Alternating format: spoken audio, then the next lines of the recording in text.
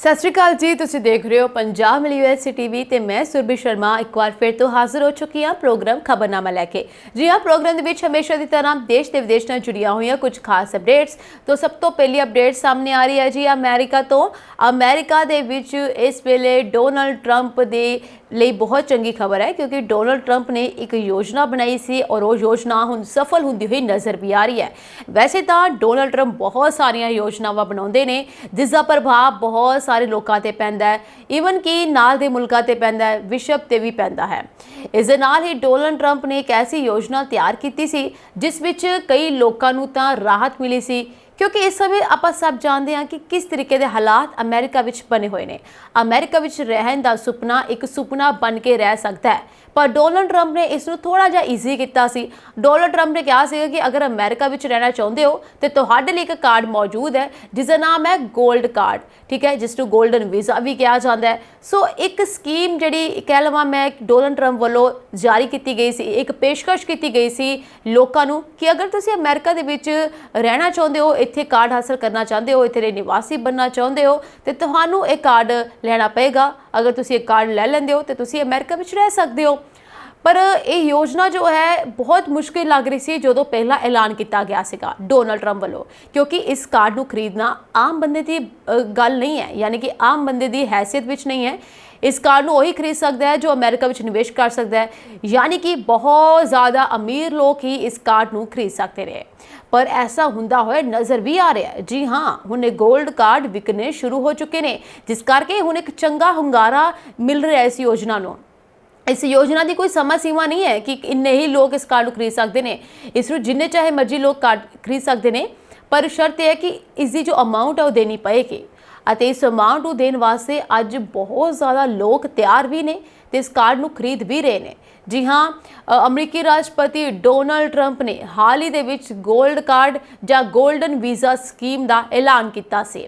इस योजना के तहत 5 मिलियन का भुगतान करके, यानी कि 50 लाख डॉलर का भुगतान करके स्थाई अमरीकी नागरिकता प्राप्त की जा सकती सी, क्योंकि अमरीकी नागरिकता हासिल करना वैसे बहुत ज़्यादा मुश्किल है।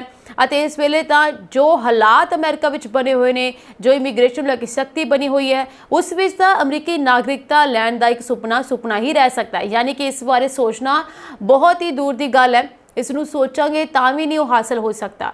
पर डोनाल्ड ट्रंप वालों तो एक नवी ऑप्शन दी गई सी, स्कीम जारी की गई सी जिस तहत तुसीं अमरीकी नागरिकता हासिल कर सकते हो, पर इसलिए तुहानूं 50 लाख डॉलर देने पैणगे।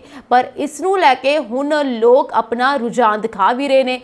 हुण ट्रंप प्रशासन के एक सीनियर मंत्री ने दावा किया है कि योजना हिट साबित हुई है। मंत्री ने दस्सिया कि सिर्फ एक दिन विच 1000 गोल्ड कार्ड विक गए ਅਤੇ लोग गोल्ड कार्ड लैण दे लई लाइन विच खड़े हुए हैं। भारतीय करंसी के हिसाब नाल इस वीज़े की कीमत अज दे लगभग 42 करोड़ 80 लाख रुपए बनती है, यानी कि लोग 42 करोड़ रुपए खर्चण नूं तैयार ने ते अज इस कार्ड नूं खरीदण वास्ते लंबिया लाइनां विच भी लग गए ने। ट्रंप प्रशासन विच वनज सकत्तर हावर्ड लुटनिक ने एक पॉडकास्ट दौरान इस बारे दस्सिया कि गोल्ड कार्ड स्कीम रस्मी तौर पर 2 हफ्तिਆਂ बाद शुरू होगी, पर स्कीम शुरू होने तो पहला ही एक दिन विच 1000 गोल्ड कार्ड बेचे जा चुके हैं। गोल्ड कार्ड स्कीम के फायदों बारे दसते हुए हावर्ड ने कहा कि जेकर तुसी अमरीकी नागरिक हो तो तुहानूं ग्लोबल टैक्स अदा करने पैणगे ਅਤੇ बाहरों लोग ग्लोबल टैक्स अदा करने लई अमेरिका नहीं आउणगे। जेकर तुहाडे कोल ग्रीन कार्ड है ਜਾਂ ਹੁਣ गोल्ड कार्ड है तो तुसी अमेरिका के स्थाई निवासी बन सकते हो ਅਤੇ ਤੁਹਾਨੂੰ टैक्स भी नहीं देना पवेगा। तुसी इत्थों के नागरिक बन सकते हो ਅਤੇ नहीं भी, यानी कि उत्थे दे नागरिक तो होवोगे पर ਤੁਹਾਨੂੰ टैक्स नहीं देना पएगा। सो ट्रंप के अनुसार गोल्ड कार्ड वीज़ा पहलकदमी का टीचा अमीर निवेशकों को 10 लाख वीज़ा बेच के 5 ट्रिलियन डॉलर इकट्ठा करना है। अमरीकी राष्ट्रपति का मनना है कि यह प्रोग्राम अमीर व्यक्तियों को आकर्षित करेगा, जो खर्च, निवेश ਅਤੇ टैक्स राही अर्थव्यवस्था ਨੂੰ ਹਿਲਾਰਾ ਦੇਣਗੇ। ਇਸ ਗੱਲ ਤੋਂ ਤਾਂ ਸਾਫ਼ ਸਾਬਿਤ ਹੋ ਰਿਹਾ ਹੈ ਕਿ ਅਗਰ ਇੰਨੀ ਜ਼ਿਆਦਾ ਗਿਣਤੀ ਦੇ ਵਿੱਚ ਲੋਕ 골ਡ ਕਾਰਡ ਖਰੀਦਣਗੇ ਤੇ ਇਸ ਦਾ ਅਮਰੀਕੀ ਅਰਥਵਿਵਸਥਾ ਤੇ ਕੀ ਅਸਰ ਪਏਗਾ, ਯਾਨੀ ਕਿ ਅਮਰੀਕੀ ਅਰਥਵਿਵਸਥਾ ਬਹੁਤ ਜ਼ਿਆਦਾ ਮਜ਼ਬੂਤ ਹੋ ਜਾਏਗੀ ਅਤੇ ਡੋਨਲਡ ਟਰੰਪ ਸਰਕਾਰ ਨੂੰ ਇਸ ਦਾ ਬਹੁਤ ਵੱਡਾ ਫਾਇਦਾ ਹੋਣ ਵਾਲਾ ਹੈ ਅਤੇ ਫਾਇਦਾ ਹੁੰਦਾ ਨਜ਼ਰ ਵੀ ਆ ਰਿਹਾ ਹੈ। ਸੋ ਇਹਨਾਂ 골ਡ ਕਾਰਡਾਂ ਨੂੰ ਵੇਚ ਕੇ ਇਕੱਠੇ ਕੀਤੇ ਪੈਸੇ ਦੀ ਵਰਤੋਂ ਦੇਸ਼ ਦੇ ਕਰਜ਼ੇ ਨੂੰ ਘਟਾਉਣ ਲਈ ਕੀਤੀ ਜਾਵੇਗੀ। 골ਡ ਕਾਰਡ ਜਾਰੀ ਕਰਨ ਤੋਂ ਪਹਿਲਾਂ ਬਿਨੇਕਾਰ ਦੀ ਪੂਰੀ ਜਾਂਚ ਕੀਤੀ ਜਾਵੇਗੀ ਅਤੇ ਦੇਖਿਆ ਜਾਵੇਗਾ ਕਿ ਬਿਨੇਕਾਰ ਕਾਨੂੰਨ ਦੀ ਪਾਲਣਾ ਕਰਦਾ ਹੈ ਜਾਂ ਨਹੀਂ। ਇਸ ਤੋਂ ਬਾਅਦ ਹੀ ਉਸ ਨੂੰ 골ਡ ਕਾਰਡ ਮਿਲੇਗਾ। ਜੇਕਰ 골ਡ ਕਾਰਡ ਧਾਰਕ ਗੈਰ ਕਾਨੂੰਨੀ ਗਤੀਵਿਧੀਆਂ ਵਿੱਚ ਸ਼ਾਮਲ ਪਾਏ ਜਾਂਦੇ ਹਨ ਤਾਂ ਉਹਨਾਂ ਦਾ 골ਡ ਕਾਰਡ ਵੀ ਸਥਾਈ ਤੌਰ ਤੇ ਰੱਦ ਕੀਤਾ ਜਾ ਸਕਦਾ ਹੈ। ਇਹ ਨਹੀਂ ਹੈ ਕਿ ਕੋਈ ਵੀ ਇਸ ਨੂੰ ਹਾਸਲ ਕਰ ਸਕੇ, ਇਸ ਲਈ ਪੂਰੀ ਜਾਂਚ ਪੜਤਾਲ ਕੀਤੀ ਜਾਏਗੀ। ਉਸ ਆਦਮੀ ਬਾਰੇ ਜਾਂ ਉਸ ਵਿਅਕਤੀ ਬਾਰੇ ਪੂਰਾ ਵੇਰਵਾ ਦੇਖਿਆ ਜਾਏਗਾ ਅਤੇ ਇਹ ਜਾਣਕਾਰੀ ਲਈ ਜਾਏਗੀ ਕਿ ਇਸ ਤੋਂ ਪਹਿਲਾਂ ਕੋਈ ਅਪਰਾਧਿਕ ਰਿਕਾਰਡ ਤਾਂ ਨਹੀਂ ਹੈ ਅਤੇ ਆਉਣ ਵਾਲੇ ਸਮੇਂ ਵਿੱਚ ਕੀ ਉਹ ਪਾਲਣਾ ਕਰ ਸਕਦਾ ਹੈ ਕਿ ਨਹੀਂ ਕਰ ਸਕਦਾ। ਤਾਂ ਦੱਸ ਦੇਵਾਂ ਕਿ ਲੂਟਨਿੰਗ ਨੇ ਆਲ ਇਨ ਪੋਡਕਾਸਟ ਵਿੱਚ ਕਿਹਾ ਕਿ ਦੁਨੀਆ ਦੇ ਵਿੱਚ 37 ਮਿਲੀਅਨ ਲੋਕ ਹਨ ਜੋ ਕਾਰਡ ਖਰੀਦਣ ਦੇ ਯੋਗ ਹਨ। ਰਾਸ਼ਟਰਪਤੀ ਸੋਚਦੇ ਹਨ ਕਿ ਅਸੀਂ 1 ਮਿਲੀਅਨ ਕਾਰਡ ਵੇਚ ਸਕਦੇ ਹਾਂ। ਉਹਨਾਂ ਨੇ ਕਿਹਾ ਕੱਲ ਉਹ 1000 ਕਾਰਡ ਵੇਚ ਚੁੱਕੇ ਨੇ ਅਤੇ ਰਿਪੋਰਟ ਅਨੁਸਾਰ ਪ੍ਰੋਗਰਾਮ ਦੇ ਫੰਡਾਂ ਦਾ ਉਦੇਸ਼ ਅਮਰੀਕੀ ਰਾਸ਼ਟਰੀ ਕਰਜ਼ੇ ਨੂੰ ਘਟਾਉਣਾ ਹੈ ਜੋ ਕਿ ਵਰਤਮਾਨ ਦੇ ਵਿੱਚ 36.2 ਟ੍ਰਿਲੀਅਨ ਡਾਲਰ ਹੈ। ਇਸ 36 ਟ੍ਰਿਲੀਅਨ ਡਾਲਰ ਦੇ ਕਰਜ਼ੇ ਨੂੰ ਘਟਾਉਣ ਵਾਸਤੇ ਇਹ ਜੋ ਸਕੀਮ ਨਿਕਾਲੀ ਗਈ ਹੈ ਇਹ ਬਹੁਤ ਫਾਇਦੇਮੰਦ ਸਾਬਤ ਹੋ ਸਕਦੀ ਹੈ। ਉਹਨਾਂ ਨੇ ਅੱਗੇ ਵੀ ਕਿਹਾ ਕਿ ਟਰੰਪ ਨੂੰ 골ਡ ਕਾਰਡ ਦਾ ਵਿਚਾਰ ਨਿਵੇਸ਼ਕ ਜੋਨ ਪਾਲਸਨ ਨਾਲ ਮੁਲਾਕਾਤ ਦੌਰਾਨ ਆਇਆ। ਫਿਰ ਲੂਟਿੰਗ ਨੂੰ ਇਸ ਨੂੰ ਕਿਵੇਂ ਕੰਮ ਕਰਨਾ ਹੈ ਇਹ ਪਤਾ ਲਗਾਉਣ ਲਈ ਸ਼ਾਮਲ ਕੀਤਾ ਗਿਆ। ਹਾਵਰਡ ਨੇ ਕਿਹਾ ਕਿ ਐਲੋਨ ਮਸਕ ਸੌਫਟਵੇਅਰ ਬਣਾ ਰਹੇ ਹਨ। ਹਾਵਰਡ ਨੇ ਵਿਸਤਾਰ ਨਾਲ ਦੱਸਿਆ ਕਿ 골ਡ ਕਾਰਡ ਰਵਾਇਤੀ ਗ੍ਰੀਨ ਕਾਰਡ ਦੀ ਥਾਂ ਲੈ ਲਵੇਗਾ ਅਤੇ ਇਸ ਦੇ ਧਾਰਕਾਂ ਨੂੰ ਅਮਰੀਕਾ ਵਿੱਚ ਸਥਾਈ ਨਿਵਾਸ ਦਿੱਤਾ ਜਾਵੇਗਾ। ਹਾਲਾਂਕਿ ਕਾਰਡ ਧਾਰਕ ਨਾਗਰਿਕਤਾ ਪ੍ਰਾਪਤ ਕਰਨ ਦੀ ਕੋਸ਼ਿਸ਼ ਕਰ ਸਕਦੇ ਹਨ, ਪਰ ਉਹਨਾਂ ਨੇ ਕਿਹਾ ਕਿ ਜ਼ਿਆਦਾਤਰ ਲੋਕ ਅਮਰੀਕੀ ਗਲੋਬਲ ਟੈਕਸ ਤੋਂ ਬਚਣ ਲਈ ਅਜਿਹਾ ਨਹੀਂ ਕਰਨਾ ਚਾਹੁੰਦੇ। ਹਰੇਕ ਕਾਰਡ ਦੀ ਕੀਮਤ 5 ਮਿਲੀਅਨ ਡਾਲਰ ਹੈ ਅਤੇ ਅਮਰੀਕਾ ਵਿੱਚ ਅਣਮਿੱਥੇ ਸਮੇਂ ਲਈ ਰਹਿਣ ਦਾ ਅਧਿਕਾਰ ਵੀ ਦੇਵੇਗਾ। ਸੋ 골ਡ ਕਾਰਡ ਨੂੰ ਲੈ ਕੇ ਹੁਣ ਇੱਕ ਚੰਗੀ ਖਬਰ ਸਾਹਮਣੇ ਆਈ ਹੈ। ਟਰੰਪ ਵਾਸਤੇ ਇੱਕ ਚੰਗਾ ਹੁੰਗਾਰਾ ਇਸ ਨੂੰ ਮਿਲ ਰਿਹਾ ਹੈ। ਆਉਣ ਵਾਲੇ ਸਮੇਂ 'ਚ ਪਤਾ ਲੱਗੇਗਾ ਕਿ ਕਿੰਨੇ ਜ਼ਿਆਦਾ ਹੋਰ 골ਡ ਕਾਰਡ ਵੇਚੇ ਜਾ ਚੁੱਕੇ ਨੇ ਜਾਂ ਵਿਕਣਗੇ, ਕਿਉਂਕਿ ਇਸ ਸਮੇਂ ਤਾਂ ਇੱਕ ਦਿਨ ਦੇ ਵਿੱਚ 1000 골ਡ ਕਾਰਡ ਵਿਕਿਆ ਹੈ ਤੇ ਤੁਸੀਂ ਇਸ ਗੱਲ ਤੋਂ ਅੰਦਾਜ਼ਾ ਲਗਾਓ ਕਿ ਕਿੰਨੇ ਜ਼ਿਆਦਾ 골ਡ ਕਾਰਡ ਵਿਕਣ ਦੀ ਸੰਭਾਵਨਾ ਹੈ, ਜਦਕਿ ਇਸ ਉੱਤੇ ਕੋਈ ਰੋਕ ਨਹੀਂ ਹੈ, ਕੋਈ ਇਸ ਦੀ ਸਮਾਂ ਸੀਮਾ ਨਹੀਂ ਹੈ ਕਿ ਇੰਨੇ ਕਿ ਸੀਮਾ ਦੇ ਵਿੱਚ ਹੀ ਲੋਕਾਂ ਨੂੰ ਬੁਲਾਇਆ ਜਾਏਗਾ ਜਾਂ ਦਿੱਤਾ ਜਾਏਗਾ 골ਡ ਕਾਰਡ। ਤਾਂ ਉਧਰ ਹੀ ਅਮਰੀਕਾ ਦੇ ਵਿੱਚ ਪੜ੍ਹਾਈ ਕਰਨ ਦਾ ਸੁਪਨਾ ਬਹੁਤ ਸਾਰੇ ਵਿਦਿਆਰਥੀਆਂ ਦਾ ਹੈ, ਪਰ ਕਿਤੇ ਨਾ ਕਿਤੇ ਸੁਪਨਾ ਹੁਣ ਟੁੱਟਦਾ ਹੋਇਆ ਨਜ਼ਰ ਆ ਰਿਹਾ ਹੈ। ਲਗਾਤਾਰ ਇਮੀਗ੍ਰੇਸ਼ਨ ਨਿਯਮਾਂ ਵਿੱਚ ਸਖਤੀ ਕਾਰਨ ਬਹੁਤ ਸਾਰੇ ਵਿਦਿਆਰਥੀਆਂ ਨੂੰ ਮੁਸ਼ਕਲਾਂ ਦਾ ਸਾਹਮਣਾ ਕਰਨਾ ਪੈ ਰਿਹਾ ਹੈ, ਪਰ ਇਨ੍ਹਾਂ ਸਖਤੀਆਂ ਦੇ ਵਿੱਚ ਹੁਣ ਉਹ ਵਿਦਿਆਰਥੀ ਜੋ ਅਮਰੀਕਾ ਦੇ ਵਿੱਚ ਪੜ੍ਹਾਈ ਕਰਨ ਦਾ ਸੁਪਨਾ ਲੈ ਕੇ ਇਸ ਦੀ ਤਿਆਰੀ ਕਰ ਰਹੇ ਨੇ ਸ਼ਾਇਦ ਹੀ ਹੁਣ ਇਸ ਬਾਰੇ ਸੋਚ ਸਕਣਗੇ, ਕਿਉਂਕਿ ਅਮਰੀਕਾ 'ਚ ਪੜ੍ਹਾਈ ਕਰਨ ਦਾ ਸੁਪਨਾ ਵੇਖਣ ਵਾਲੇ ਵਿਦੇਸ਼ੀ ਵਿਦਿਆਰਥੀਆਂ ਲਈ ਇੱਕ ਬੜੀ ਹੀ ਬੁਰੀ ਖਬਰ ਸਾਹਮਣੇ ਆਈ ਹੈ। ਵਿੱਤੀ ਸਾਲ 2023 ਤੇ 24 ਦੇ ਵਿੱਚ F1 ਵੀਜ਼ਾ ਰੱਦ ਹੋਣ ਦੀ ਦਰ 10 ਸਾਲ ਦੇ ਉੱਚ ਪੱਧਰ ਤੇ ਪਹੁੰਚ ਗਈ ਹੈ। ਯਾਨੀ ਕਿ ਤੁਹਾਡਾ F1 ਵੀਜ਼ਾ ਜਿਸ ਰਾਹੀਂ ਤੁਸੀਂ ਸਟੱਡੀ ਲਈ ਅਮਰੀਕਾ ਜਾਂਦੇ ਹੋ, ਇਹ ਵਿਦਿਆਰਥੀ ਵੀਜ਼ਾ ਹੈ ਜੋ ਕਿ ਹੁਣ ਰੱਦ ਹੋਣੇ ਸ਼ੁਰੂ ਹੋ ਚੁੱਕੇ ਨੇ। ਪਹਿਲਾਂ ਤਾਂ ਇਸ ਦੀ ਰੱਦ ਹੋਣ ਦੀ ਜੋ ਦਰ ਸੀ ਥੋੜੀ ਸੀ, ਪਰ ਹੁਣ ਇਸ ਦੀ ਦਰ ਹੌਲੀ-ਹੌਲੀ ਵਧਣੀ ਸ਼ੁਰੂ ਹੋ ਚੁੱਕੀ ਹੈ। ਯਾਨੀ ਕਿ ਮੈਂ ਕਹਾਂ ਕਿ ਅਗਰ 100% ਵੀਜ਼ੇ ਜਾਰੀ ਕੀਤੇ ਜਾਂਦੇ ਨੇ ਤਾਂ ਉਸ ਵਿੱਚੋਂ 41% ਵੀਜ਼ੇ ਰੱਦ ਹੋ ਰਹੇ ਨੇ ਅਤੇ ਬਹੁਤ ਹੀ ਬੁਰੀ ਗੱਲ ਹੈ ਉਹਨਾਂ ਵਿਦਿਆਰਥੀਆਂ ਲਈ ਜਿਨ੍ਹਾਂ ਨੇ ਅਪਲਾਈ ਕੀਤਾ ਹੋਏਗਾ, ਕਿਉਂਕਿ ਇਸ ਵਿੱਚ ਕਿਸੇ ਵੀ ਵਿਦਿਆਰਥੀ ਦਾ ਨੰਬਰ ਲੱਗ ਸਕਦਾ ਹੈ। ਸੋ ਅਮਰੀਕੀ ਸਰਕਾਰ ਦੇ ਮੁਤਾਬਕ ਇਸ ਸਾਲ 6,79,000 ਅਰਜ਼ੀਆਂ ਦੇ ਵਿੱਚੋਂ 2,79,000 ਯਾਨੀ ਕਿ 41% ਅਰਜ਼ੀਆਂ ਰੱਦ ਕਰ ਦਿੱਤੀਆਂ ਗਈਆਂ ਹਨ, ਜੋ ਕਿ ਪਿਛਲੇ ਸਾਲ 36% ਤੋਂ ਘੱਟ ਹੈ। ਹਾਲਾਂਕਿ ਅਮਰੀਕਾ ਨੇ ਦੇਸ਼ਵਾਰ ਵੀਜ਼ਾ ਰੱਦ ਕਰਨ ਦੀਆਂ ਦਰਾਂ ਨੂੰ ਸਾਂਝਾ ਨਹੀਂ ਕੀਤਾ ਹੈ। ਇੱਕ ਇੰਡੀਅਨ ਐਕਸਪ੍ਰੈਸ ਦੀ ਰਿਪੋਰਟ ਮੁਤਾਬਕ 2024 ਦੇ ਪਹਿਲੇ 9 ਮਹੀਨਿਆਂ ਵਿੱਚ ਭਾਰਤੀ ਵਿਦਿਆਰਥੀਆਂ ਨੂੰ ਦਿੱਤੇ ਗਏ ਵੀਜ਼ਿਆਂ ਵਿੱਚ 38% ਦੀ ਗਿਰਾਵਟ ਆਈ ਹੈ। 2023 ਦੇ ਵਿੱਚ ਇਸੇ ਮਿਆਦ ਵਿੱਚ 1.3 ਲੱਖ ਭਾਰਤੀ ਵਿਦਿਆਰਥੀਆਂ ਨੂੰ F1 ਵੀਜ਼ਾ ਮਿਲਿਆ, ਜਦਕਿ 2024 ਵਿੱਚ ਇਹ ਗਿਣਤੀ ਘਟ ਕੇ 64,008 ਰਹਿ ਗਈ। ਜੇਕਰ ਪਿਛਲੇ ਦਹਾਕੇ ਦੇ ਆંકੜੇ ਤੇ ਨਜ਼ਰ ਮਾਰੀਏ ਤਾਂ 2014 ਤੇ 15 ਦੇ ਵਿੱਚ ਕੁੱਲ 8,54,000 F1 ਵੀਜ਼ਾ ਅਰਜ਼ੀਆਂ ਆਈਆਂ ਸਨ। ਇਸ ਤੋਂ ਬਾਅਦ ਕੋਵਿਡ-19 ਮਹਾਮਾਰੀ ਆ ਗਈ। अगर आंकड़े की गल की जाए तो 8 लाख आंकड़ा बहुत ज़्यादा है अज के मुकाबले। ये पहला समय इस तो ये पता चलता है कि कोविड-19 तो पहला किन्ने अर्जियां आउंदियां सी ते अज किन्नियां अर्जियां आ रही ने ते इन्हां दी जो रद्द दी दर है किन्नी ज़्यादा वध रही है। कोविड-19 महामारी वो दौर सी जिस विच हर किसी का विदेशों में जाना बहुत मुश्किल सीगा, इस करके उस वेले तो इसकी दर बहुत ही ज़्यादा घटी। सो कोविड-19 महामारी दौरान एक गिनती घट के 1.62 लाख रह गई। 8 लाख तो 1 लाख रह गई है। बहुत बड़ा फर्क देखने को मिले। हुण महामारी तो बाद हौली हौली सारा माहौल होना ठीक हो चुका सीगा, यानी कि जो रेल गड्डी है पटरी ते आनी शुरू हो चुकी सी। इस करके सारे ही देशों के विच जिन्ने भी व्यवस्थावां सीगियां हर एक चीज़ के उत्ते दोबारा तो काम होना शुरू हो गया, चाहे वीज़े होण चाहे वो यात्रावां होण।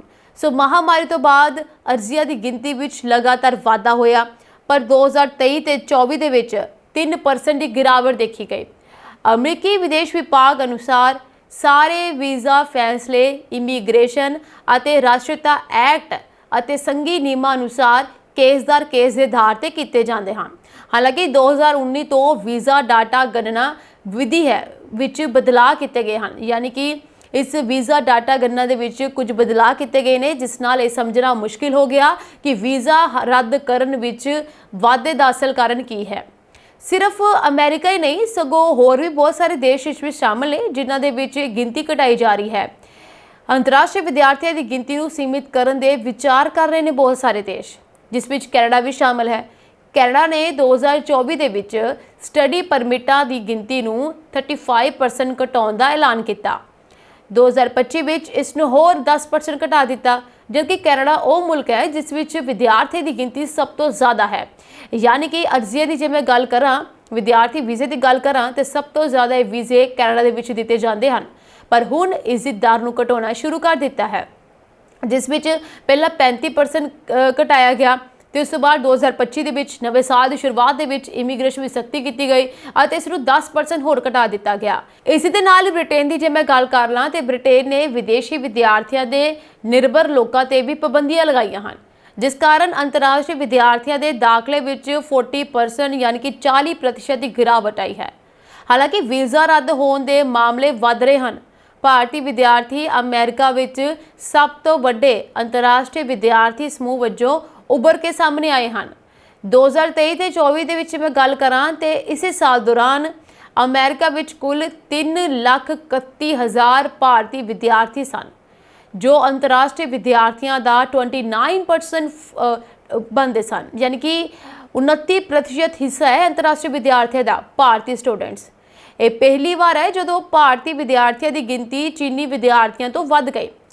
F1 वीज़ा रद्द होने च वाधा ये स्पष्ट करता है कि अमेरिका च पढ़ाई करने का सुपना देख रहे विद्यार्थियों नूं हुण होर सावधान रहना पवेगा अते कुछ भी करन तो पहला 100 बार सोचना पएगा। अप्लाई करन तो पहला चंगी तरीके नाल ध्यान देना पएगा।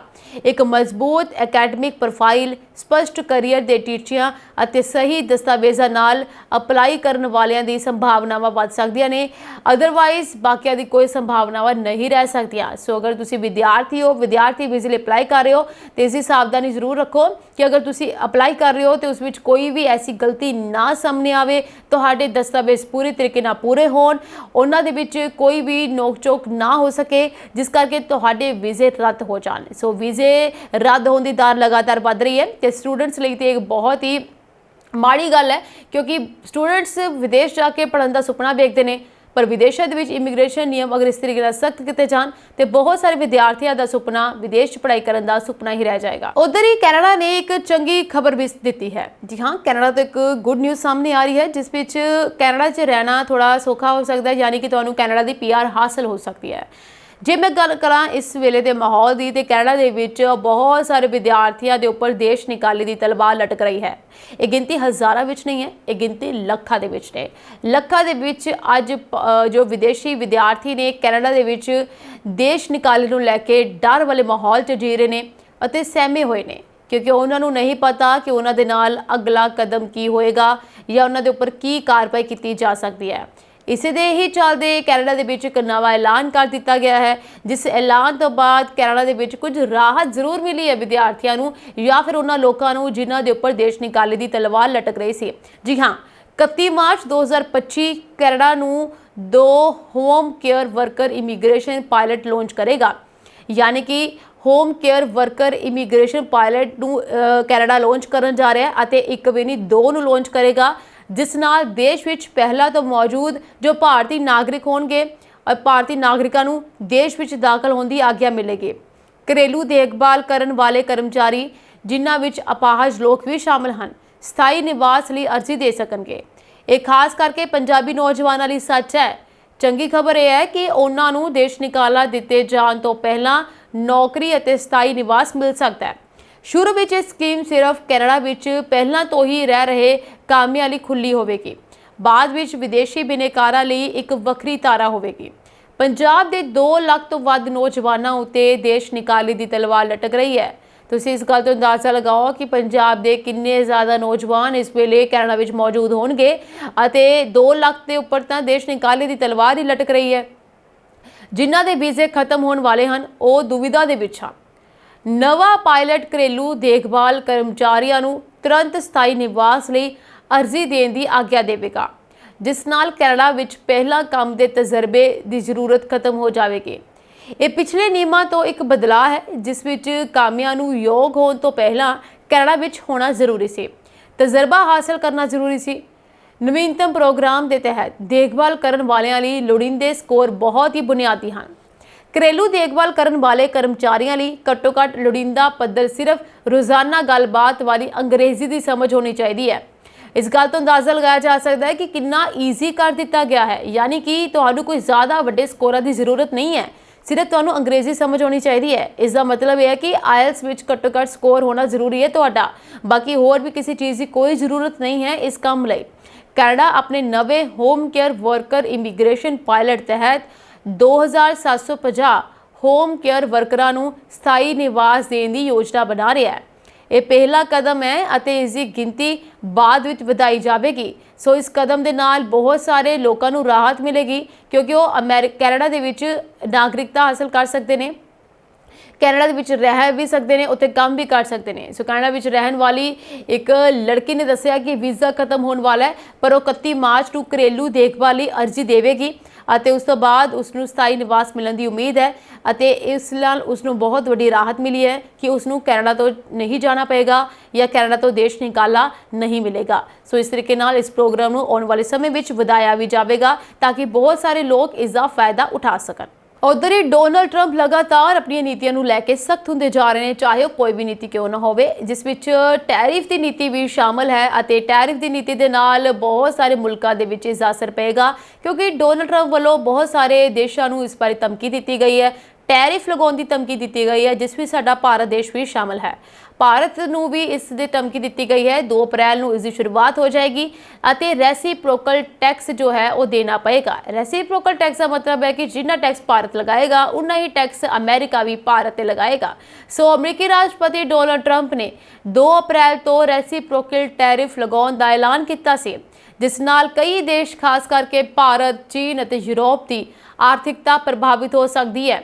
ब्लूमबर्ग ਅਤੇ ਵਾਲ ਸਟਰੀਟ ਜਰਨਲ ਦੀਆਂ ਰਿਪੋਰਟਾਂ ਦੇ ਅਨੁਸਾਰ ਸੈਕਟਰ ਵਿਸ਼ੇਸ਼ ਟੈਰਿਫਾਂ ਨੂੰ ਬਾਹਰ ਰੱਖਿਆ ਜਾਵੇਗਾ, ਭਾਵ ਕਿ ਕੁਝ ਉਦਯੋਗਾਂ ਜਾਂ ਦੇਸ਼ਾਂ ਤੇ ਪਹਿਲਾਂ ਪ੍ਰਸਤਾਵਿਤ ਟੈਰਿਫ ਨਹੀਂ ਲਗਾਏ ਜਾਣਗੇ। ਇਹਨਾਂ ਰਿਪੋਰਟਾਂ ਦੇ ਅਨੁਸਾਰ ਇਹ ਕਿਹਾ ਜਾ ਸਕਦਾ ਹੈ ਕਿ ਭਾਰਤ ਲਈ ਰਾਹਤ ਵਾਲੀ ਗੱਲ ਹੈ। ਸੋ ਰੈਸਿਪਰੋਕਲ ਟੈਰਿਫ ਨੀਤੀ ਆਖਿਰ ਹੈ ਕਿ ਬਹੁਤ ਸਾਰੇ ਲੋਕਾਂ ਦੇ ਮਨ ਵਿੱਚ ਸਵਾਲ ਪੈਦਾ ਹੋ ਰਿਹਾ ਹੋਏਗਾ। ਜਿਵੇਂ ਪਹਿਲਾਂ ਵੀ ਤੁਹਾਨੂੰ ਮੈਂ ਦੱਸਿਆ ਕਿ ਟਰੰਪ ਪ੍ਰਸ਼ਾਸਨ ਦਾ ਤਰਕ ਹੈ ਕਿ ਜੇਕਰ ਕੋਈ ਦੇਸ਼ अमरीकी उत्पादों से हाई टैक्स लगाता है तो अमेरिका भी उस देश के उत्पादों से इस तरह के टैक्स लगाएगा। उदाहरण वजों जेकर भारत अमरीकी उत्पादों से 10% आयात ड्यूटी लगाता है तो अमेरिका भी भारतीय उत्पादों से 10% का जवाबी टैरिफ लगाएगा। ट्रंप के अनुसार इस नाल अमेरिका की व्यापार नीति होर निरपक्ष बन जाएगी। सो हुण ये भी सामने आता है कि आखिर किहड़े प्रोडक्ट्स से ड्यूटी लगाई जाएगी, कि सारे ही समानों के उत्ते ड्यूटी लगाई जाएगी। ये भी तुहानूं दस दें कि ट्रंप ने फरवरी विच कहा सी कि ऑटोमोबाइल से 25% टैरिफ लगाने की योजना बना रहे हैं। ਸੈਮੀਕੰਡਕਟਰ ਅਤੇ ਫਾਰਮਾਸਿਊਟੀਕਲ ਆਯਾਤ ਤੇ ਵੀ ਇਸੇ ਤਰ੍ਹਾਂ ਦੇ ਟੈਰਿਫ ਲਗਾਏ ਜਾਣਗੇ। ਪਰ ਅਮਰੀਕਾ ਦੀਆਂ 3 ਸਭ ਤੋਂ ਵੱਡੀਆਂ ਆਟੋਮੋਬਾਈਲ ਕੰਪਨੀਆਂ ਦੇ ਦਬਾਅ ਤੋਂ ਬਾਅਦ ਪ੍ਰਸ਼ਾਸਨ ਨੇ ਕੁਝ ਆਟੋ ਟੈਰਿਫਾਂ ਨੂੰ ਮੁਲਤਵੀ ਕਰਨ ਦਾ ਫੈਸਲਾ ਕੀਤਾ ਹੈ। ਸੋ ਇਸ ਕਰਕੇ ਉਸ ਨੂੰ ਹੁਣ ਅੱਗੇ ਕਰ ਦਿੱਤਾ ਗਿਆ, ਅੱਗੇ ਜਾ ਕੇ ਇਸ ਉੱਤੇ ਫੈਸਲਾ ਲਿਆ ਜਾਵੇਗਾ। ਫਿਲਹਾਲ ਆਟੋਮੋਬਾਈਲਸ ਦੇ ਉੱਤੇ ਟੈਰਿਫ ਲਗਾਉਣ ਦੀ ਗੱਲ ਕਹੀ ਗਈ ਹੈ। ਆਉਣ ਵਾਲੇ ਸਮੇਂ ਵਿੱਚ ਡੋਨਾਲਡ ਟਰੰਪ ਹੋਰ ਕਿਸ ਚੀਜ਼ ਬਾਰੇ ਟੈਰਿਫ ਲਗਾਉਣਗੇ, ਇਸ ਬਾਰੇ ਕੋਈ ਵੀ ਗੱਲ ਜਾਂ ਅੰਦਾਜ਼ਾ ਨਹੀਂ ਲਗਾਇਆ ਜਾ ਸਕਦਾ। ਹੁਣ 2 ਅਪ੍ਰੈਲ ਨੂੰ ਇਸ ਦਾ ਐਲਾਨ ਕੀਤਾ ਗਿਆ ਹੈ। ਸੈਕਟਰ ਵਿਸ਼ੇਸ਼ ਟੈਰਿਫ ਨੂੰ ਕਿਉਂ ਹਟਾਇਆ ਗਿਆ, ਇਹ ਵੀ ਇੱਕ ਸਵਾਲ ਪੈਦਾ ਹੁੰਦਾ ਹੈ।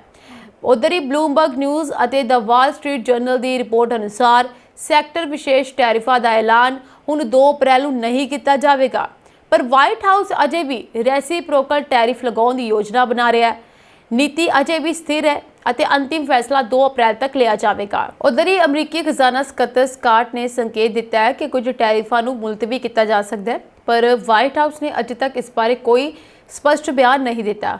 ਇਸ ਦੇ ਨਾਲ ਹੀ ਵਾਈਟ ਹਾਊਸ ਨੇ ਕਿਹਾ ਕਿ ਅਸੀਂ ਅਜੇ ਵੀ 2 ਅਪ੍ਰੈਲ ਤੋਂ ਰੈਸੀਪ੍ਰੋਕਲ ਟੈਰਿਫ ਲਗਾਉਣ ਦਾ ਇਰਾਦਾ ਰੱਖਦੇ ਹਾਂ। ਹਾਲਾਂਕਿ ਅਧਿਕਾਰੀਆਂ ਦੇ ਅਨੁਸਾਰ ਇਸ ਨੀਤੀ ਨੂੰ ਅਜੇ ਵੀ ਅੰਤਿਮ ਰੂਪ ਨਹੀਂ ਦਿੱਤਾ ਗਿਆ, ਯਾਨੀ ਕਿ ਇਸ ਦਾ ਸਮਾਂ ਬਦਲ ਵੀ ਸਕਦਾ ਹੈ। 2 ਅਪ੍ਰੈਲ ਤੋਂ ਕੋਈ ਹੋਰ ਸਮਾਂ ਵੀ ਹੋ ਸਕਦਾ ਹੈ। ਫਿਲਹਾਲ ਅਜੇ ਤੱਕ ਕੋਈ ਸਾਹਮਣੇ ਨਹੀਂ ਆਈ ਇਸ ਬਾਰੇ ਜਾਣਕਾਰੀ, ਇਸ ਦੀ ਕੋਈ ਪੁਸ਼ਟੀ ਨਹੀਂ ਹੋਈ ਹੈ ਕਿ 2 ਅਪ੍ਰੈਲ ਨੂੰ ਸਮਾਂ ਬਦਲਿਆ ਜਾਵੇਗਾ। ਵਿਸ਼ਵ ਆਰਥਿਕਤਾ ਤੇ ਅਸਰ ਵੀ ਪਏਗਾ। ਭਾਰਤ ਅਮਰੀਕਾ ਦੇ ਇੱਕ ਵੱਡਾ ਵਪਾਰਕ ਭਾਈਵਾਲ ਹੈ। ਜੇਕਰ ਰੈਸੀਪ੍ਰੋਕਲ ਟੈਰਿਫ ਲਾਗੂ ਕੀਤੇ ਜਾਂਦੇ ਹਨ ਤਾਂ ਭਾਰਤੀ ਫਾਰਮਾਸਿਊਟੀਕਲ, IT ਅਤੇ ਆਟੋਮੋਬਾਈਲ ਸੈਕਟਰ ਪ੍ਰਭਾਵਿਤ ਹੋ ਸਕਦੇ ਹਨ। ਅਮਰੀਕਾ ਵਿੱਚ ਉਤਪਾਦ ਮਹਿੰਗੇ ਹੋਣ ਕਾਰਨ ਭਾਰਤੀ ਕੰਪਨੀਆਂ ਨੂੰ ਨੁਕਸਾਨ ਹੋ ਸਕਦਾ ਹੈ ਅਤੇ ਇਸ ਨੁਕਸਾਨ ਦੇ ਨਾਲ ਬਹੁਤ ਜ਼ਿਆਦਾ ਮਹਿੰਗਾਈ ਆਟੋਮੋਬਾਈਲਸ ਕੰਪਨੀਆਂ ਦੇ ਵਿੱਚ ਆ ਸਕਦੀ ਹੈ। ਚੀਨ ਅਤੇ ਯੂਰੋਪੀਅਨ ਯੂਨੀਅਨ ਤੇ ਵੀ ਅਸਰ ਪਏਗਾ। ਚੀਨ ਅਤੇ ਅਮਰੀਕਾ ਵਿਚਕਾਰ ਪਹਿਲਾਂ ਹੀ ਵਪਾਰ ਯੁੱਧ ਚੱਲ ਰਿਹਾ ਅਤੇ ਇਸ ਦੇ ਨਾਲ ਜਿਹੜਾ ਬਹੁਤ ਵੱਡਾ ਅਸਰ ਪੈਣ ਵਾਲਾ ਪ੍ਰਭਾਵ ਦੇਖਣ ਨੂੰ ਮਿਲੇਗਾ। ਜੇਕਰ ਟੈਰਿਫ ਵੱਧਦੇ ਹਨ ਤਾਂ ਚੀਨ ਦੇ ਇਲੈਕਟ੍ਰੋਨਿਕਸ ਅਤੇ ਤਕਨੀਕੀ ਉਦਯੋਗ ਨੂੰ ਵੱਡਾ ਝਟਕਾ ਲੱਗ ਸਕਦਾ ਹੈ। ਯੂਰਪੀ ਸੰਘ ਅਮਰੀਕੀ ਆਟੋਮੋਬਾਈਲ ਅਤੇ ਟੈਕਨੋਲੋਜੀ ਉਦਯੋਗਾਂ ਦਾ ਇੱਕ ਵੱਡਾ ਖਪਤਕਾਰ ਹੈ। ਅਮਰੀਕਾ ਦੇ ਨਵੇਂ ਟੈਰਿਫ ਯੂਰੋਪੀਅਨ ਕਾਰ ਕੰਪਨੀਆਂ ਜਿਵੇਂ ਕਿ BMW, ਮਰਸੀਡੀਜ਼ ਨੂੰ ਨੁਕਸਾਨ ਪਹੁੰਚਾ ਸਕਦੇ ਹਨ। ਇਸ ਦੇ ਨਾਲ ਇਹ ਕੰਪਨੀਆਂ ਬਹੁਤ ਜ਼ਿਆਦਾ ਮਹਿੰਗੀਆਂ ਹੋ ਸਕਦੀਆਂ ਨੇ, ਯਾਨੀ ਕਿ ਆਟੋਮੋਬਾਈਲ ਦੇ ਵਿੱਚ ਅਗਰ ਤੁਸੀਂ ਆਉਣ ਵਾਲੇ ਸਮੇਂ ਵਿੱਚ ਕੋਈ ਚੀਜ਼ ਖਰੀਦੋਗੇ ਤੇ ਉਹ ਬਹੁਤ ਜ਼ਿਆਦਾ ਮਹਿੰਗੀਆਂ ਹੋਣਗੀਆਂ। ਇਸ ਦਾ ਅਸਰ ਲੋਕਾਂ ਤੇ ਵੀ ਪਏਗਾ। ਫਿਲਹਾਲ ਅਗਰ ਇਹ ਟੈਰਿਫ ਲੱਗਦਾ ਹੈ ਤਾਂ, अगर इस टैरिफ को नहीं लगाया जाता तो ऐसा कुछ भी नहीं होएगा। सो डोनाल्ड ट्रंप ਦੀਆਂ ਨੀਤੀਆਂ जो है बहुत सख्त हो रही ने, टैरिफ नीतियां भी बहुत सख्त ने, इस करके फैसला लिया जा रहा है। इस दे नाल ही डोनाल्ड ट्रंप ने बहुत सारे ऐलान होर भी किए ने ਅਤੇ आने वाले समय ਦੇ ਵਿੱਚ ਇਹ ਵੀ ਕਿਹਾ ਜਾ ਰਿਹਾ ਪ੍ਰਵਾਸੀਆਂ ਨੂੰ ਲੈ ਕੇ ਇੱਕ ਵੱਡਾ ਐਲਾਨ ਡੋਨਾਲਡ ਟਰੰਪ ਹੋਰ ਕਰ ਸਕਦੇ ਨੇ। ਇਹ ਸਿਆਸੀ ਪ੍ਰੋਗਰਾਮ ਖਬਰਨਾਮਾ ਦੇ ਵਿੱਚ ਕੁਝ ਖਾਸ ਅਪਡੇਟਸ ਹੋਰ ਅਪਡੇਟਸ ਲੈ ਕੇ ਮੈਂ ਸੁਰਭੀ ਫਿਰ ਤੋਂ ਹਾਜ਼ਰ ਹੋਵਾਂਗੀ। ਤੁਸੀਂ ਬਣੇ ਰਹੋ ਸਾਡੇ ਚੈਨਲ ਪੰਜਾਬ ਮਿਲ USA TV ਦੇ ਨਾਲ। ਤੁਹਾਡੇ ਸਭ ਦਾ ਬਹੁਤ ਬਹੁਤ ਧੰਨਵਾਦ।